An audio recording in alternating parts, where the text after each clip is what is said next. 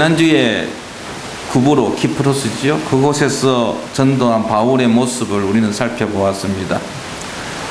키프로스에서의 선교를 마친 바울 일행은 이제 다시 대륙으로 나옵니다. 특히 남부의 비시디아 안디옥으로 향하게 되는데요.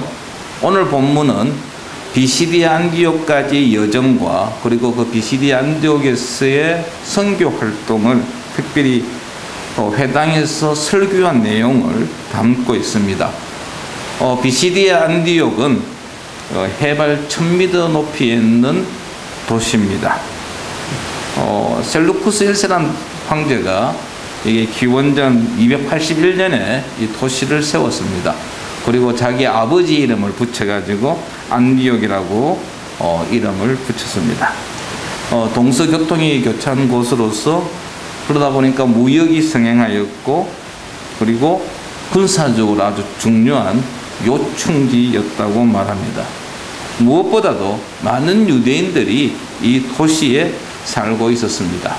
비시디아 안디옥이라고 하는 것은 알다시피 바울을 그리고 바나바를 파송한 교회가 안디옥 교회입니다.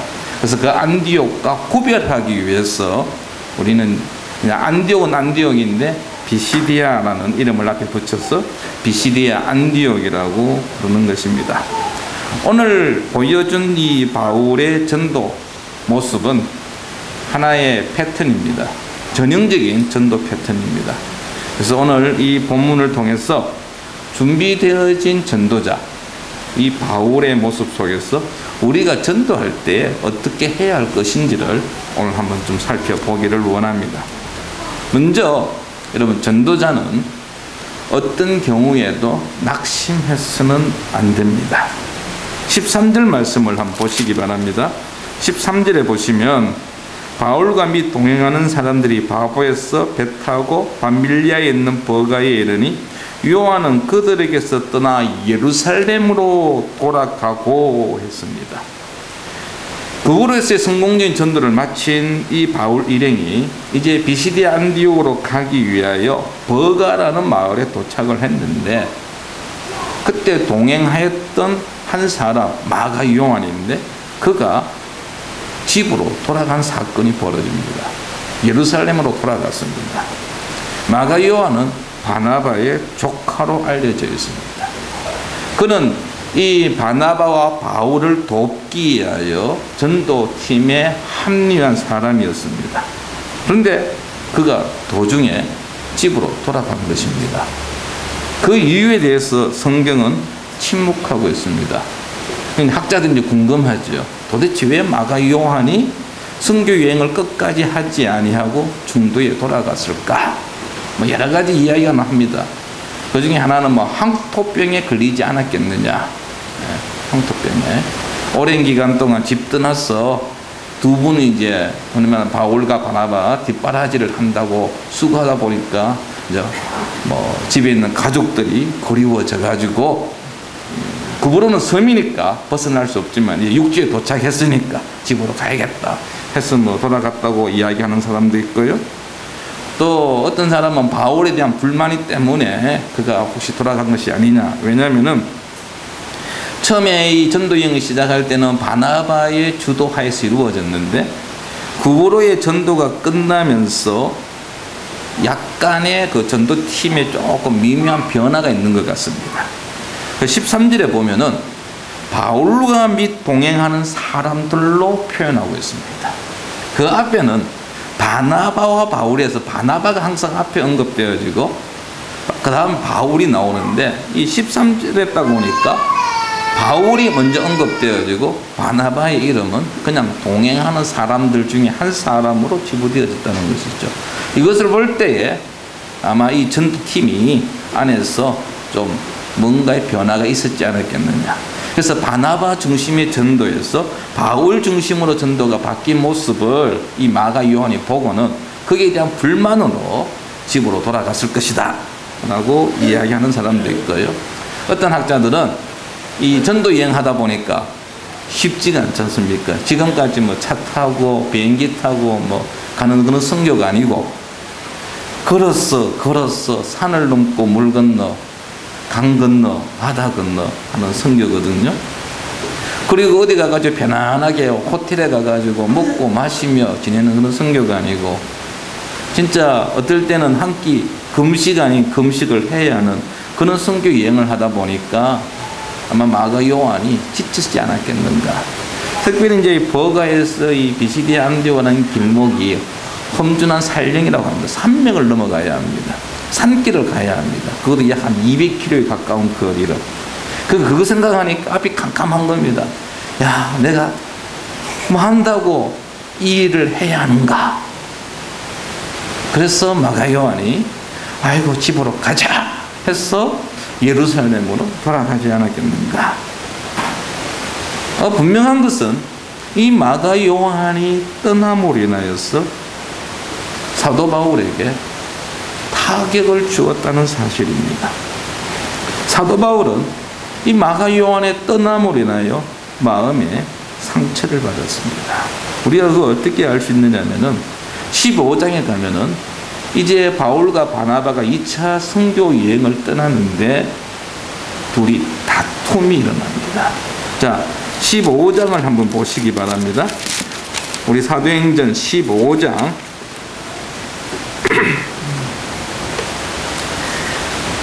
36절 이하에 보면은 나와 있는데요.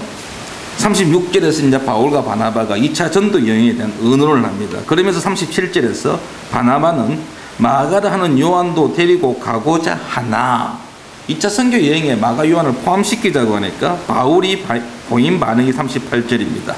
바울은 밤빌리아에서 자기들을 떠나 함께 일하러 가지 아니한 자를 데리고 가는 것이 옳지 않다 하여.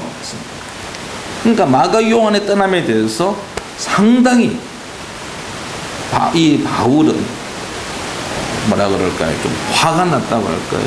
분노했다는 것입니다. 마가 요한에 대한 실망이죠. 그래서 마가 요한을 더 이상 자기 팀에 데리고 있을 수가 없다는 것입니다. 이것은 마가 요한 때문에 사도 바울이 얼마나 힘들었는가를 우리에게 말씀하고 있는 것입니다. 이쯤 되면은 전도팀들이 이제 회의를 느끼기도 합니다.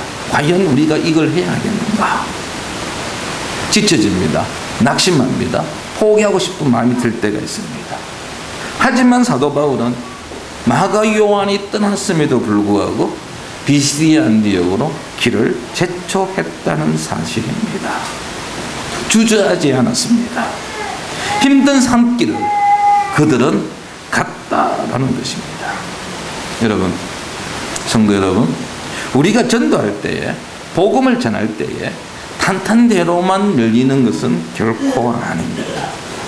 우리가 전도할 때에, 우리가 전하면 이게 하나님의 일이고 하나님이 기뻐하시는 일이고 하나님께서 함께 하실 것이기 때문에 모든 문이 열릴 것이고, 그리고 우리가 전도하는데 어려움이 없을 것이다, 아니라는 것이죠.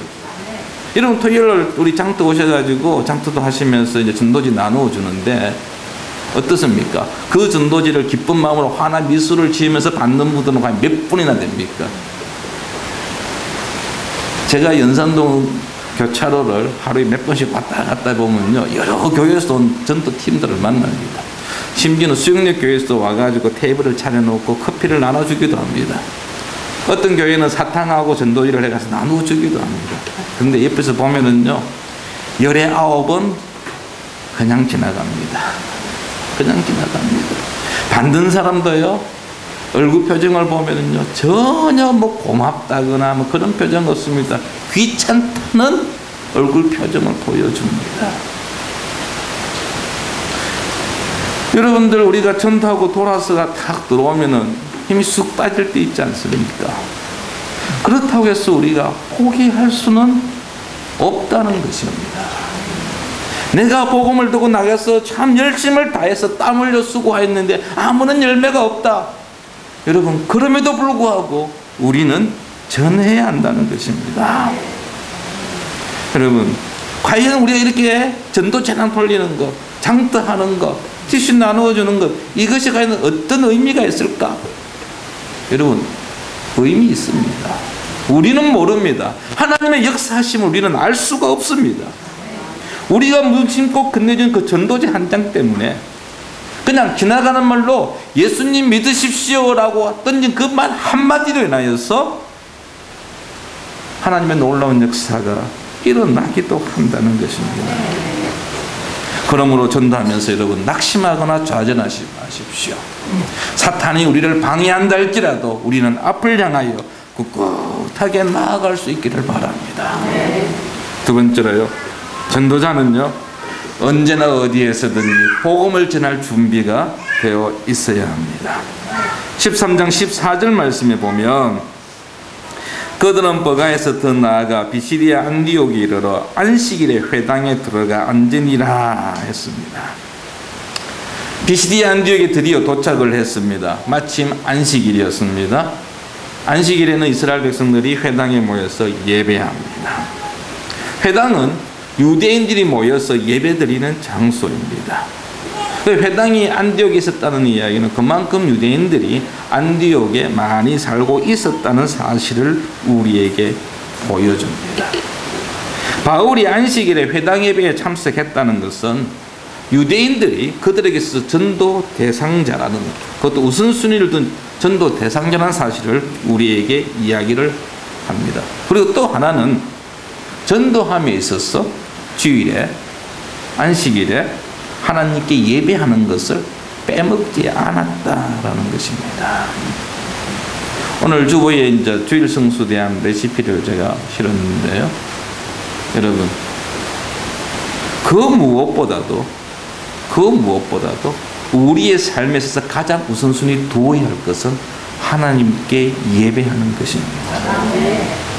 사도 바울이 하나님께 예배하였을 때 하나님께서 그에게 전도의 기회를 주셨습니다. 보통 이렇게 회당 예배 순서를 보면은요, 제일 먼저 신명기 6장 4절 이하의 말씀을 읽습니다. 그걸 쉐마라고 그러는데 그 히브리어로 쉐마 이스라엘, 이스라엘아 들어라 하는 것으로 시작이 되어집니다. 그리고 나서 이제 특정한 기도문을 읽게 되고 율법서, 모세 오경과 그 다음 선지서를 한 구절씩 찾아서 차례로 읽고 난 다음에 설교하는 순서가 있습니다. 보통 이 설교는 순회하는 랍비들에게 맡깁니다. 회당장은 여러분 목사가 아니고요, 평신도입니다. 회당을 관리하는 사람이기 때문에 회당장이 설교하는 경우는 극히 드물고 보통 이제 여행하는 또는 순회하는 랍비들에게 설교를 맡겨서 랍비들이 이제 설교를 하게 됩니다. 근데 15절 말씀을 한번 보시기 바랍니다. 15절 말씀에 보면 우리 같이 한번 읽어보겠습니다. 율법과 선지자의 글을 읽은 후에 회당장들이 사람을 보내어 물어 이르되 형제들아 만일 백성을 권할 말이 있거든 말하라 하니. 아멘. 오늘 되게 오늘 저희 장인 장모님 오늘 오셔 앉아 계시는데 사도 바울과 그 일행이 회당 예배에 들어왔습니다. 눈에 띄겠죠. 왜냐하면 자기 마을 사람이 아니잖아요. 그래서 회당장이 성경 구절을 읽고 나서 바울과 바나바가 누군지 모릅니다. 그들에 대한 사전 지식이 전혀 없었습니다. 그럼에도 불구하고 이 회당장이 묻습니다. 오늘 당신이 설교할 수 있겠습니까? 그랬더니 사도 바울이 16절에 보니까 바울이 일어나 손짓하며 말하되 이스라엘 사람들과 및 하나님을 경외하는 사람들아 들으라 해놓고 설교를 시작합니다. 참 놀라운 일입니다. 회당장과 바울은 서로 여러분들 안면이 있어서 짠 것이 아닙니다. 그냥 사도 바울은 예배하기 위해서 회당에 들렀습니다. 하나님께서 그에게 기회를 주셨습니다. 바울은 그 기회를 놓치지 않았다는 것입니다. 그는 주저하지 않았습니다. 하나님께서 주신 기회인 줄 알고 그 자리에 일어서서 앞으로 나와서 하나님의 말씀을 그들에게 선포하기 시작했다라는 것입니다. 이처럼 사도 바울이 즉각적으로 설교할 수 있었던 것은 그는 복음을 전할 준비가 항상 되어 있었다라는 것입니다. 여러분, 우리는 복음을 전할 준비가 얼마나 되어 있습니까? 언제 어떻게 여러분 우리에게 기회가 주어질는지 알 수가 없습니다. 우리는 그때를 위해 준비해야 합니다. 믿지 않는 친구들의 모임에 가가지고 여러분에게 기도할 수 있는 기회가 주어질 때가 있습니다. 그때 기도하십시오. 나 기도 못하는데. 아닙니다. 기도하십시오. 기도하십시오. 예수님에 대해서 소개할 수 있는 시간을 줄 때에 그 기회를 놓치지 마십시오. 참 제가 부끄러운 이야기 하나 하겠습니다. 제가 대학교 1학년 때 이야기입니다. 1982년이니까 한참 옛날 이야기죠. 윤리 수업 시간에 이 윤리 수업이 그때 철학에 관한 이야기를 쭉 하고 종교 이야기를 하는데 교수님이 갑자기 이 출석부에서 저를 딱 부르는 겁니다. 이진용, 예 교수님, 너 나와가지고 기독교에 대해서 설명해봐. 제가 얼마나 당황했는지요. 교수님하고 저는 전혀 안면이 없습니다. 그냥 가르치는 자, 배우는 자입니다. 개인적인 만남은 아예 없었습니다. 그런데 그냥 출석부에서 한 사람을 부르는데 제 이름이 걸린 겁니다. 그리고는 이야기합니다. 나와서 기독교에 대해서 설명하라는 겁니다. 어떻게 합니까? 뭐 일단 나가긴 나갔습니다. 그리고는 뭐 반상에 서가지고 그때 대학생들 한 130명, 세 과인가 그때 우리가 함께 수업을 들었으니까 한 130명 되는 학생들 앞에서 막 한 10분 동안 이런 이야기 저런 이야기를 했습니다. 그리고 나오면서요. 그때 교회 다니는 그 여자친구 보고 같은 과 여학생 보고 야 내가 제대로 했냐? 그리고 나서 얼마나 제가 제 자신이 부끄러웠는지. 하나님께서 저에게 제 신앙을 그들에게 보여줄 수 있고 주님을 소개할 수 있는 기회를 주셨는데 제가 그 기회를 놓쳤다는 사실이 지금도 그거를 생각하면요 얼마나 제가 하나님 앞에서 부끄러운지 모릅니다. 성도 여러분, 하나님께서 우리에게 복음을 전할 기회를 주실 때에 온전히 감당할 수 있도록 준비하시기 바랍니다. 내 같은 사람이 어떻게 복음을 전할 수 있겠느냐? 여러분 그런 생각하지 마십시오. 나는 교회 다닌 지 얼마 되지 않았는데 성경도 한번 읽어보지도 않았는데 아직 세례도 받지 못했는데 예수님의 옛자도 내가 모르는데 그렇지 않습니다. 하나님은 오늘도 나를 통하여 우리를 통해서도 복음이 전해지기를 원하십니다. 마지막으로 전도자는요 무엇을 전해야 할지를 분명히 알고 있어야 하며 정확하게 전해야 합니다. 16절 이하가 이제 사도 바울의 설교라고 이야기했습니다. 그의 설교를 보면은요 구약 성경으로부터 시작합니다. 그의 설교에는 창세기부터 해서 11기까지 다 담고 있습니다. 16절 17절에 보시면 이 이스라엘 백성이 하나님 우리 조상들을 택하시고, 이게 아브라함 이야기입니다. 족장 이야기입니다. 그 다음에 애굽 땅에서 나그네 된 그 백성을 높여 큰 권능으로 인도하여 내사, 출애굽 이야기입니다. 광야 40년 이야기를 합니다. 정복 이야기를 합니다. 사울왕이 이야기를 합니다. 다윗왕이 이야기를 합니다. 그리고 나서 이제 예수님 이야기로 넘어가는데요, 바울이 이처럼 설교를 시작하면서 구약의 말씀으로 시작하는 이유는 듣는 청중들이 유대인들이고 유대교를 개종한 이방인들이기 때문입니다. 다시 말하면 그들은 구약 성경에 대해서 어느 정도 지식을 가지고 있는 사람들이었습니다. 그래서 사도 바울은 설교 듣는 사람들이 잘 아는 이야기로, 그들이 공감하는 이야기로 설교를 시작했다라는 것입니다. 여러분, 우리는 복음을 전할 때에 그냥 내가 알고 있는 이야기 하는 게 참 좋습니다만은 상대방을 고려해야 한다는 것입니다. 그 사람이 어떤 사람인지, 그 사람이 무엇에 관심이 있는지, 먼저 그들과 충분한 공감이 이루어지고 난 다음에 예수님을 소개할 때에 보다 효율적이라는 것이죠.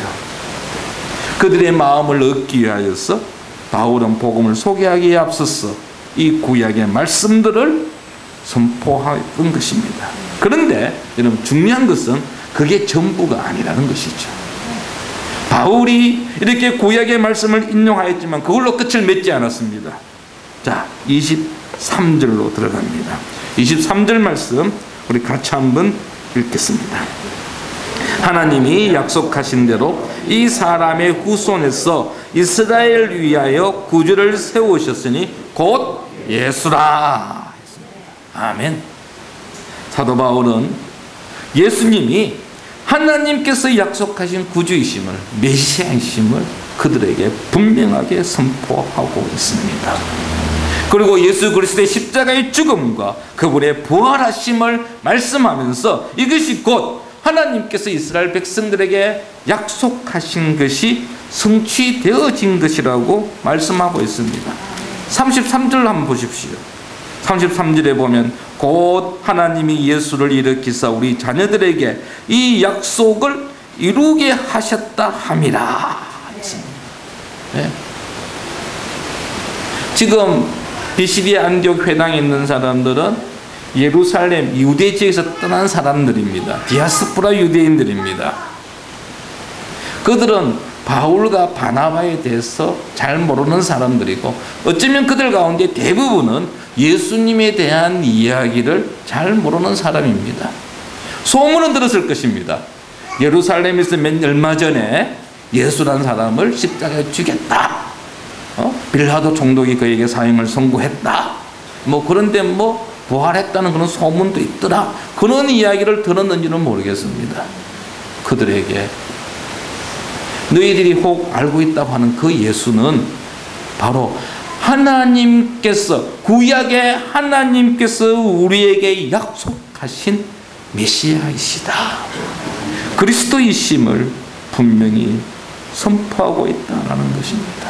하나님의 말씀이 구약에서 약속하신 바가 그대로 성취되어졌다는 것을 바울은 이야기하고 있는 것입니다.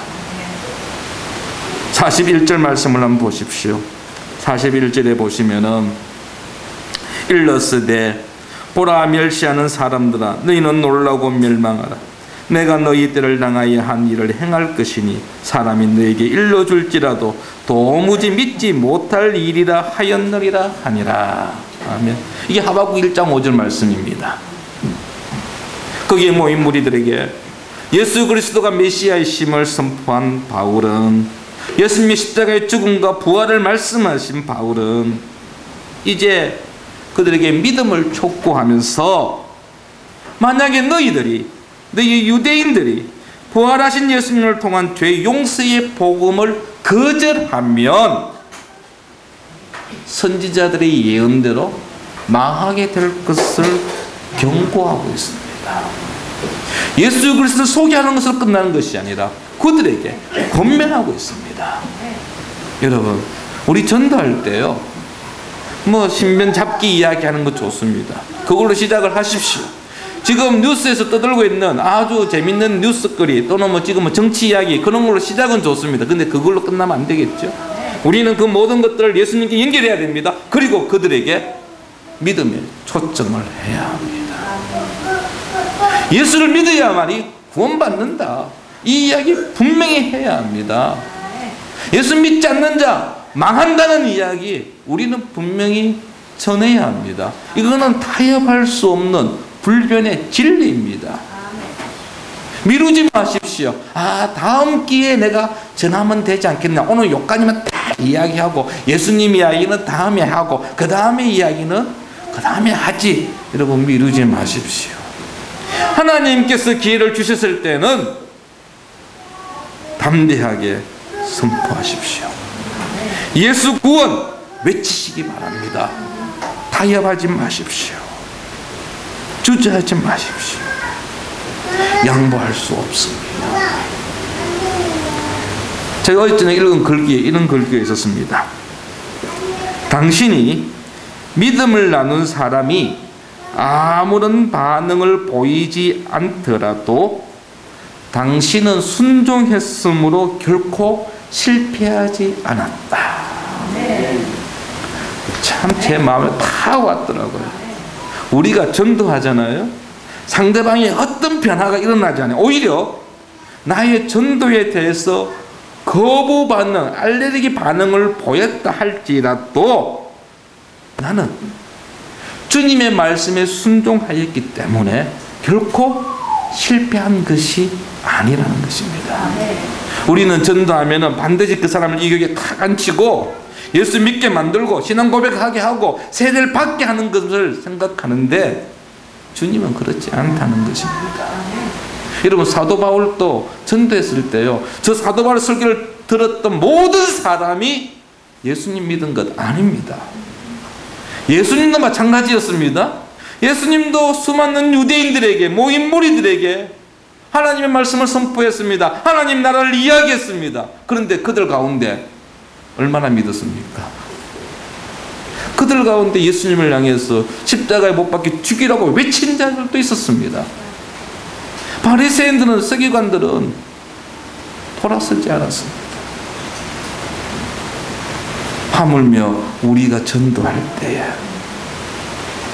내가 전할 때에 그 받는 사람 전부가 주님 앞으로 돌아올 것이다. 아니죠. 그럼에도 불구하고 그들이 비록 돌아오지 않는다 할지라도, 혹 내가 외치는 소리를 이 귀로 듣고 이쪽 귀로 흘러 보낸다 할지라도 뒤돌아서서 나를 향해 손가락질 한다 할지라도 우리는 전해야 한다는 것입니다. 사도 바울은 어떤 상황에서도 전도하기를 포기하지 않았습니다.